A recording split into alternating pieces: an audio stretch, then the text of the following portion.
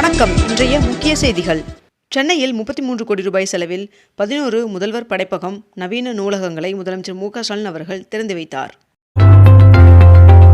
Saudi அரேபியாவின் தலைநகர் ரியாத்தில் அமைந்துள்ள அமெரிக்க தூதரகத்தை ஈரான் ட்ரோன்கள் மூலம் தாக்கியது. தஞ்சாவூரில் இன்று நடைபெறும் தவேகா தலைவர் விஜய் அவர்களின் தேர்தல் பரப்புரையில் 4900 பேர் மட்டுமே அனுமதிக்கப்படுவார்கள் என்று தெரிவிக்கப்பட்டுள்ளது. மேற்காசிய நாடுகளில் சிக்கியுள்ள இந்தியர்களை மீட்க இன்று 58 விமானங்கள் இயக்கப்பட உள்ளதாக தெரிவிக்கப்பட்டுள்ளது.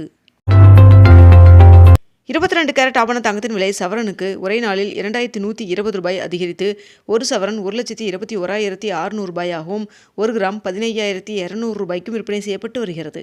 இதனைத் தொடர்ந்து 1 கிராம் வெள்ளியின் விலை கிராமிற்கு 20 ரூபாய் குறைந்து 1 கிராம் வெள்ளி 295 ரூபாய்க்கு விற்பனை செய்யப்பட்டு வருகிறது. பாஜக தேசிய தலைவர் நிதின் நபீன் அவர்களை மாநிலங்களவை வேட்பாளராக பாஜக அறிவித்துள்ளது. பொள்ளாச்சி அடுத்த ஆனைமலை மாசாணியம்மன் கோவில் உண்டியலில் பக்தர்கள் காணிக்கையாக 89 லட்சம் ரூபாய் செலுத்தியுள்ளனர் என்று தெரிவிக்கப்பட்டுள்ளது. அமெரிக்காவும் இஸ்ரேலும் தாக்குதலை தொடங்கியதிலிருந்து இதுவரை ஈரானில் 787 பேர் கொல்லப்பட்டுள்ளதாக ஈரானிய ரெட் கிரசன்ட் அமைப்பு தெரிவித்துள்ளது. தவேகா தலைவர் விஜய் அவர்கள் இன்று தஞ்சையில் பிரச்சாரம் மேற்கொள்ள உள்ளார் என்று தகவல் வெளியாகியுள்ளது. டிஎன்பிஎஸ்சி குரூப் 2 மற்றும் 2A பதவிக்கான தேர்வு வருகின்ற 15ஆம் தேதி நடைபெற உள்ளது. இதற்கான ஹால் டிக்கெட் தற்பொழுது வெளியிடப்பட்டுள்ளது.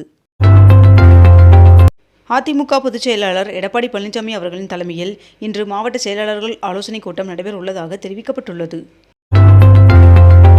நடப்பு கல்வியாண்டில் 19 வெளிநாட்டு பல்கலைகள் இந்தியாவில் கால் பதிக்கின்றன என்று ஒன்றிய அமைச்சர் தர்மேந்திர பிரதான் அவர்கள் தகவல் தெரிவித்துள்ளார். டெல்லியில் ஆண்டிற்கு 2 இலவச LPG சிலிண்டர் வழங்கும் திட்டத்தை குடியரசுத் தலைவர் தொடங்கி வைத்தார். சர்வதேச மகளிர் தினத்தன்று பெண்களுக்கு 3 முக்கிய திட்டங்களை வெளியிட ஆந்திர முதல்வர் சந்திரபாபு நாயுடு அவர்கள் அதிகாரிகளுடன் ஆலோசனை நடத்தி வருகிறார் என்று தகவல் வெளியாகியுள்ளது.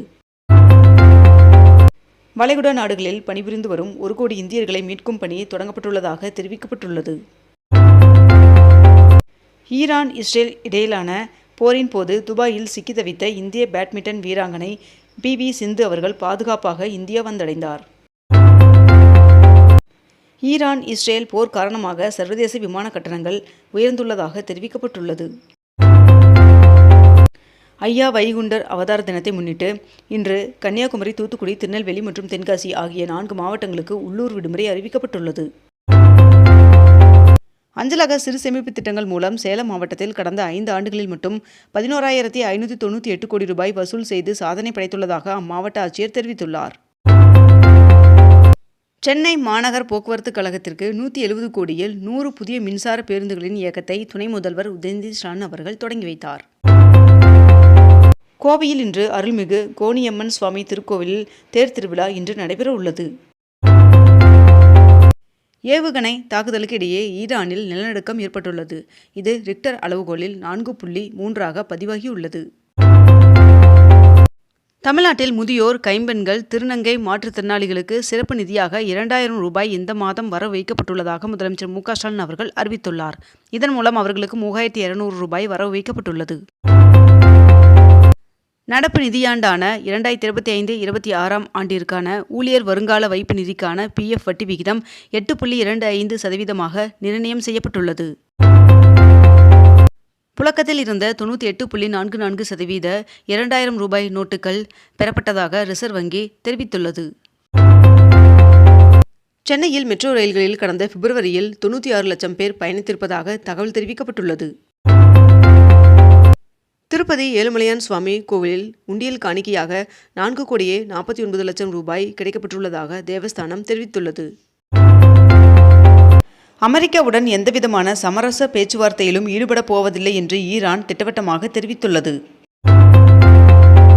ஓ. பன்னீர்செல்வம் அவர்கள் திமுகவில் இணைந்த நிலையில் தமிழகம் முழுவதும் உள்ள தன்னுடைய ஆதரவாளர்களை அக்கட்சியில் இணைக்கும் விழாவை முதலமைச்சர் மு.க.ஸ்டாலின் அவர்களின் தலைமையில் மதுரை அருகே வருகின்ற 7ஆம் தேதி பிரம்மாண்டமாக நடத்த ஏற்பாடுகள் செய்து வருவதாக தகவல் வெளியாகியுள்ளது. அதிக போக்குவரத்து உள்ள சென்னை, டெல்லி போன்ற மெட்ரோ நகரங்களை இணைக்க 5-6வது ரயில் பாதைகளை அமைக்க மத்திய அரசு முடிவு செய்துள்ளதாக தகவல் வெளியாகியுள்ளது. துபாயில் ஹோட்டல்களில் தங்கியுள்ள சுற்றுலா பயணிகளை ஹோட்டல் நிர்வாகங்கள் வெளியேற்றக்கூடாது என்று அந்நாட்டு அரசு உத்தரவிட்டுள்ளது. நாகை இலங்கை இடையிலான பயணிகள் கப்பல் சேவை வருகின்ற 6ஆம் தேதி மீண்டும் தொடங்கப்படுவதாக அறிவிக்கப்பட்டுள்ளது. ஈரான் மீதான தாக்குதலை தொடர்ந்து இந்தியாவில் சட்ட ஒழுங்கை பாதுகாக்க மாநில நிர்வாகங்களுக்கு ஒன்றிய அரசு சுற்றறிக்கை அனுப்பியுள்ளது. இஸ்ரேல் பிரதமர் பெஞ்சமின் நெதன்யா அவர்களின் அலுவலகம் மீது அதிரடி தாக்குதல் நடத்தியதாக ஈரான் அறிவித்துள்ளது. அமெரிக்கா இஸ்ரேல் தாக்குதலுக்கு பதிலடி தரும் வகையில் ஈரான் தாக்குதலை தீவிரப்படுத்தியதால் மேற்கு ஆசியாவில் பதற்றம் நிலவி வருகிறது. வேலூர் மாவட்டத்தில் கடந்த 2 நாட்களாக நடந்த நிலப்பரப்பில் வாழும் பறவைகள் கணக்கெடுப்பில் 110 பறவை இனங்கள் இருப்பதாக வனத்துறையினர் தெரிவித்துள்ளனர். பெரம்பலூர் மாவட்டத்தில் 5 ஆண்டுகளில் 960 ஏக்கர் தரிசு நிலங்கள் விளைநிலங்களாக மாற்றப்பட்டுள்ளதாக தகவல் தெரிவிக்கப்பட்டுள்ளது. திருவெற்றியூர் அன்னை சிவகாமி நகரில் 4 கோடி ரூபாய் மதிப்பீட்டில் புதிதாக அமைக்கப்பட்ட படகு குழாமையை மாநகராட்சி மேயர் பிரியா அவர்கள் பொதுமக்களின் பயன்பாட்டிற்காக திறந்து வைத்தார். சென்னையில் 1261 கோடி ரூபாயில் கட்டப்பட்ட 5367 புதிய அடுக்குமாடி குடியிருப்புகளை முதலமைச்சர் மு.க. ஸ்டாலின் அவர்கள் திறந்து வைத்தார். விருதுநகர் மாவட்டம் ஸ்ரீவில்லிபுத்தூரில் அம்ருத் பாரத் திட்டத்தின் கீழ் 8 கோடியே 80 லட்சம் ரூபாயில் மேம்படுத்தப்பட்ட ரயில் நிலையத்தை பிரதமர் நரேந்திர மோடி அவர்கள் காணொலி வாயிலாக திறந்து வைத்தார். தமிழக வட மாவட்டங்கள் மற்றும் கடலோர மாவட்டங்களில் மார்ச் மாதம் முதல் மே மாதம் வரை வெப்ப அலை அதிகரிக்கும் என்று இந்திய வானிலை ஆய்வு மையம் தகவல் தெரிவித்துள்ளது. துணை முதல்வர் உதயநிதி ஸ்டாலின் அவர்கள் சென்னை 1000 விளக்கு மற்றும் அண்ணா நகர் சட்டமன்ற தொகுதிக்குட்பட்ட பகுதிகளில் முடிவுற்ற திட்டப்பணிகளை திறந்து வைத்தார். மதுரைக்கு நேற்று வருகை தந்த பிரதமர் நரேந்திர மோடி அவர்கள் 4400 கோடி ரூபாய் மதிப்புள்ள பல்வேறு திட்டங்களுக்கு அடிக்கல் நாட்டினார். தமிழகம் முழுவதும் உள்ள அரசு பள்ளிகளில் மாணவர் சேர்க்கை இன்று தொடங்குவதாக தெரிவிக்கப்பட்டுள்ளது. சேப்பாக்கம் திருவல்லிக்கேணி பகுதிகளில் 152 கோடி ரூபாய் செலவில் கட்டப்பட்டுள்ள 852 குடியிருப்புகளை துணை முதல்வர் உதயநிதி ஸ்டாலின் அவர்கள் திறந்து வைத்தார்.